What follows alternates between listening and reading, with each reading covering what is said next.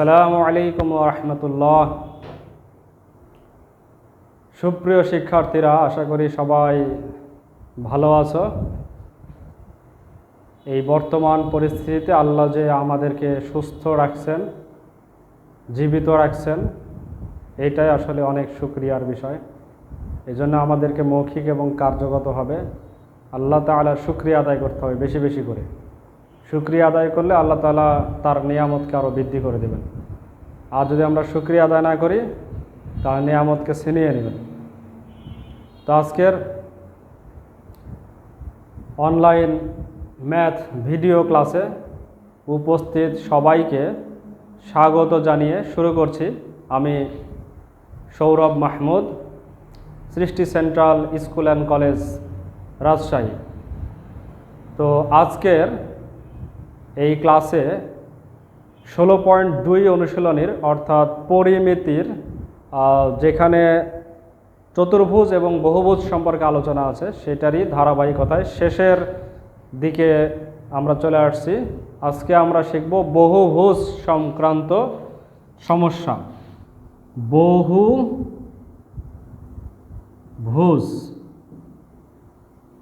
আমরা 16.1-এ শিখেছিলাম ত্রিভুজ আকৃতির যত রকম আছে, বিভিন্ন আকৃতির সমকোণী ত্রিভুজ, সমদ্বিবাহু ত্রিভুজ, বিষমবাহু ত্রিভুজ, বিভিন্ন রকম ছিল।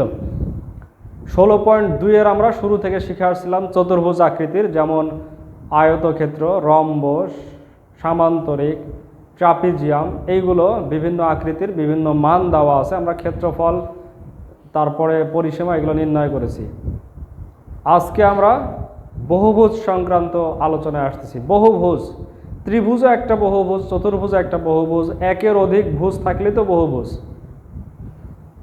একটা বা দুইটার বেশি যদি থাকে তাহলে তো বহুভুজ।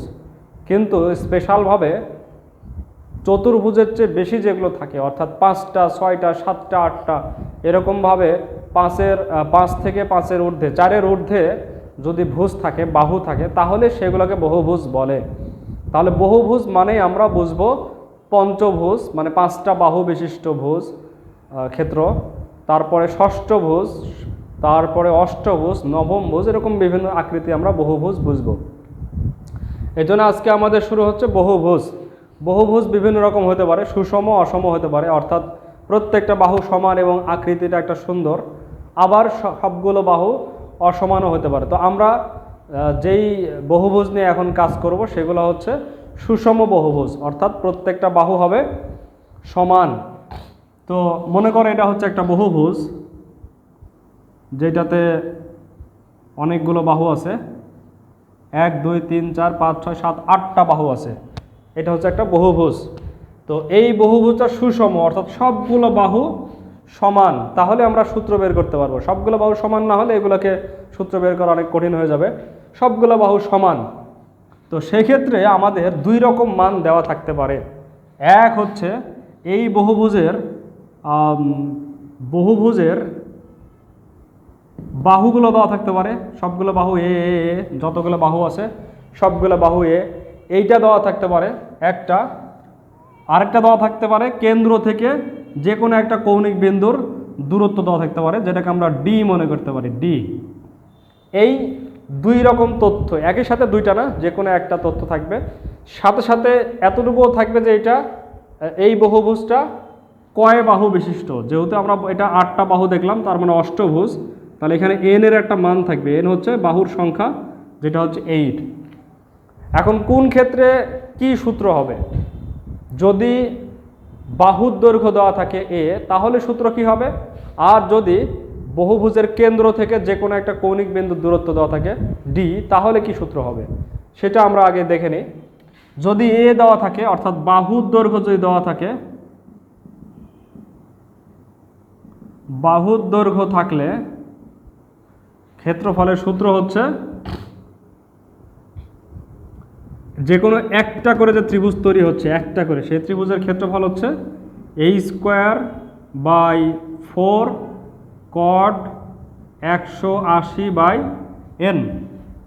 আর এইখানে মোট সব যোগ করলে ত্রিভুজ তৈরি হবে, যেই কয়টা বাহু সেই কয়টা ত্রিভুজ তৈরি হবে। বাহু যদি 8টা হয় তাহলে 8টাই হবে। তো আমরা সূত্র যেহেতু তৈরি করছি এখানে আমরা এন দিয়ে দিই।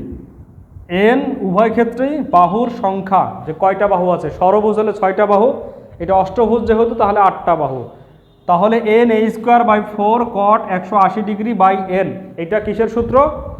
এইটা হচ্ছে বহুভুজের ক্ষেত্রফলের সূত্র, যখন বহুভুজের বাহুর দৈর্ঘ্য দেওয়া থাকবে। আর যদি কৌণিক কেন্দ্র থেকে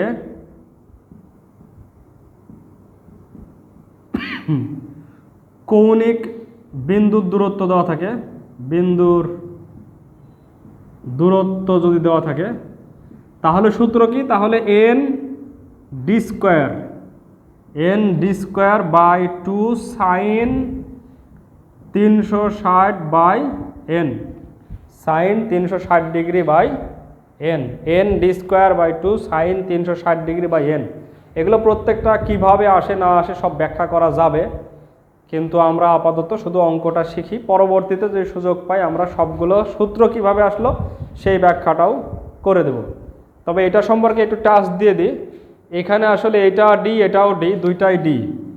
এটা সূত্র হচ্ছে হাফ ডি আর ডি, হাফ ইন্টু ডি আর ডি গুণ করলে হবে ডি স্কোয়ার বাই 2।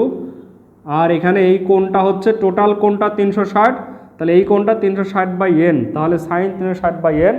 এটা হচ্ছে একটা ত্রিভুজের দুই বাহু এবং অন্তর্ভুক্ত কোণ দেওয়া থাকলে যে সূত্র প্রয়োগ করি আমরা, half into A B sign C, সেই সূত্র প্রয়োগ করে আসে একটার ক্ষেত্রে। আর মোট কতগুলো আছে এখানে? এন সংখ্যক ত্রিভুজ হবে, তাহলে n d square by 2 sine 360 by n. আমরা এখন দুইটা প্রবলেম সলভ করব, যেগুলো উদাহরণের অঙ্ক। একটা হচ্ছে উদাহরণ 15।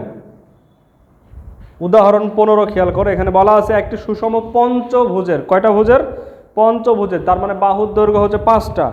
একটি সুষম পঞ্চভুজের প্রতি বাহুর দৈর্ঘ্য 4 সেন্টিমিটার যদি হয়, তাহলে এর ক্ষেত্রফল নির্ণয় করতে হবে। তো সুষম পঞ্চভুজের প্রতি বাহুর দৈর্ঘ্য দেওয়া আছে, সুষম পঞ্চভুজের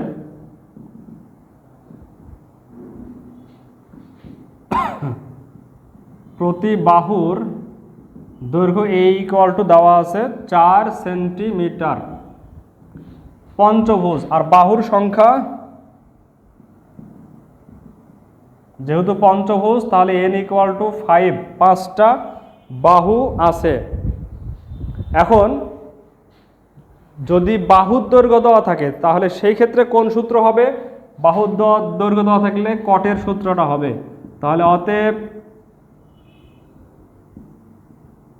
ক্ষেত্রফল, আমি সংক্ষেপে করতেছি যদিও বইতে দেওয়া আছে, ক্ষেত্রফল কি হবে?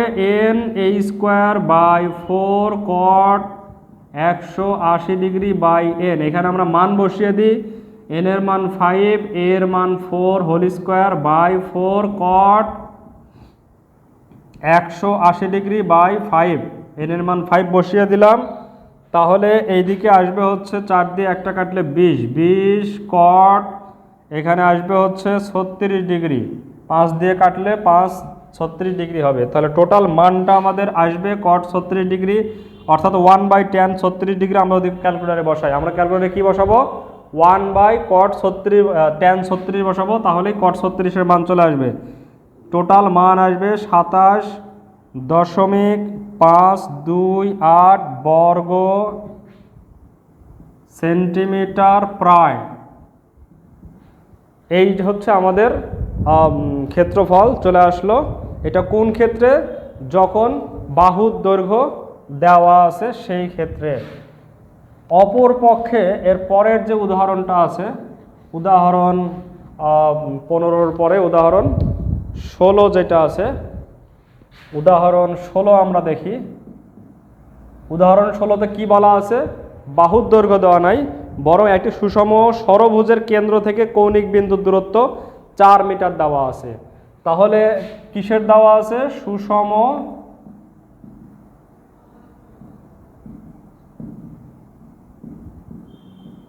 ষড়ভুজের কেন্দ্র থেকে কৌণিক বিন্দুর দূরত্ব ডি ইকুয়াল টু দেওয়া আছে এইখানে কত দেওয়া আছে? 4 মিটার, 4 মিটার দেওয়া আছে। তাহলে এক্ষেত্রে কোন সূত্রটা হবে? এখানে এই পরের সূত্রটা হবে। এবং বাহুর সংখ্যা কত? যেহেতু ষড়ভুজ দেওয়া আছে তাহলে বাহুর সংখ্যা হচ্ছে n = 6। তাহলে অতএব ক্ষেত্রফলের সরাসরি সূত্র বসিয়ে দিলে হবে n/2 sin 360 degree by n = n এর মান আমাদের 6, d এর মান হচ্ছে 4² 2 sin 360 ডিগ্রি বাই n এর মান 6। তাহলে এখানে আমরা পাবো হচ্ছে টোটালি, এখানে যদি কাটাকাটি করি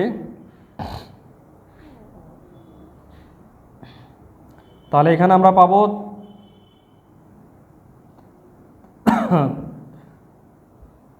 8 6 8 48, এখানে আমরা পাবো হচ্ছে 48 sin 60 ডিগ্রি। sin 60 ডিগ্রির মান কত? √3/4, √3/2। তো 2 দিয়ে যদি আমরা 48কে কাটি তাহলে আসবে 24√3 বর্গ মিটার। এটাই হচ্ছে আমাদের এই অঙ্কের অ্যান্সার। কত আসছে? 24√3 বর্গ মিটার। তাহলে আমরা দুই রকম ক্ষেত্র পেলাম। বহুভুজের অবশ্যই সুষম হতে হবে, নাহলে সূত্র আমরা সরাসরি প্রয়োগ করতে পারবো না, আমাদেরকে ভেঙে ভেঙে প্রয়োগ করতে হবে, সেগুলো একটু কঠিন হয়ে যাবে। সুষম যদি হয়, অর্থাৎ সবগুলো বাহু সমান এবং সুন্দরভাবে এগুলো আছে, তাহলে যদি বাহুর দৈর্ঘ্য দেওয়া থাকে তাহলে আমরা প্রথমে যেটা দেখলাম n²/4 cot 180 degree by n। আর যদি কেন্দ্র থেকে কৌণিক বিন্দুর দূরত্ব দেওয়া থাকে তাহলে n/2 sin 360 degree by n। এই সূত্র প্রয়োগ করে আমরা করতে পারবো। তো দুই ক্ষেত্রে আমাদের উত্তর চলে আসছে। এরপরে তোমরা অনুশীলনীর 13 নম্বর অঙ্কটা করবে, যেখানে সুষম অষ্টভুজের কৌণিক বিন্দুর দূরত্ব দেওয়া আছে। তোমাদের কাজ হচ্ছে হোমওয়ার্ক, সেটা হচ্ছে অনুশীলনীর কত নাম্বার? 13 নাম্বার। এটা দ্বিতীয় সূত্র প্রয়োগ করেই করে ফেলতে পারবে। বলা আছে যে একটি সুষম অষ্টভুজের কেন্দ্র থেকে কৌণিক বিন্দুর দূরত্ব 1.5 মিটার। 1.5 হচ্ছে এর মান, আর অষ্টভুজ তাহলে n এর মান কত হবে? 8 হবে। এইটা প্রয়োগ করে ফেলতে পারবে। সামনে আসছে ঈদুল আজহা, যেটাকে বলা হয় কুরবানির ঈদ আসছে। তো কুরবানি এটা বিভিন্ন অর্থে ব্যবহৃত হয়। একটা হচ্ছে নিকটবর্তী হওয়া, কুরুব হাসিল করা, আরেকটা হচ্ছে যে ত্যাগ করা। তো ত্যাগের মাধ্যমে প্রিয় বিষয়, প্রিয় জিনিস যেগুলো আল্লাহর হুকুমের সাথে আল্লাহর হুকুমের বিপক্ষে আসে, এই ধরনের বিষয়গুলোকে ত্যাগ করে আল্লাহর হুকুমের দিকে ধাবিত হওয়া, আল্লাহর নিকটবর্তী হওয়া, এটাই হচ্ছে কুরবানির উদ্দেশ্য। তো সামনে কুরবানি আসছে, আমরা তো পশু কুরবানি করি।